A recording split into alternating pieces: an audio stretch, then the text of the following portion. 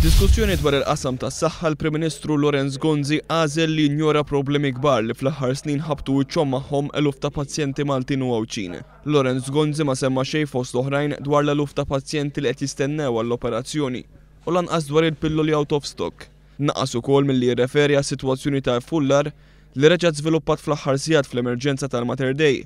Sitwazzjoni li waslet biex fl-aħħar sigħat l-Unjon Maltija tal-Infermiera u l-Qwiebel l-MUMN tordna saħansitra d-direttiva biex tissalvagwardja s-sigurtà tal-pazjenti.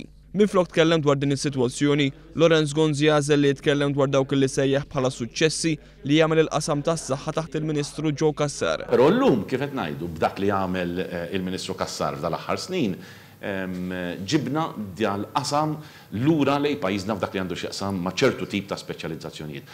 Lawrence Gonzi saħansitra qal li fil-qasam tas-saħħa huwa jġib għajnejh wara widnejh. Il-qasam, l-oqsma kollha fil-qasam tas-saħħa llum jiena stess inġib għajnejha wara widnejha. Meta tkellem dwar il-mediċini, Lawrence Gonzi tkellem dwar kif kemm ilu Prim Ministru fl-aħħar 8 snin iltaqa' ma' familji li kienu kostretti jbiegħu id-dar tagħhom biex ikun jistgħu jixtru l-mediċini li kellhom bżonn. Għandhom villa is-swieqi u qalt li bidmu f'għajnejha il-villa qed tbieħha għax ma setax tiffinanzja il-flus li kienet qiegħda tonfoq biex tixtri l-mediċina